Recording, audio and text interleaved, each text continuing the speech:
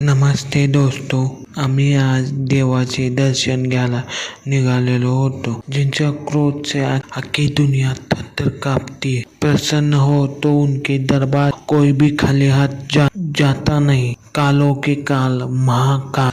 मैं तिथे पोचलो। मैं सीढ़ियाँ उतरते जाने लगा। मुझे दिखाई पडे दर्शन घ्यायला जाताना रुद्राक्ष, शंख। लाईनीत उभा राहिलो। लाईन कमीच होती म्हणून लगेच नंबर मिळाला।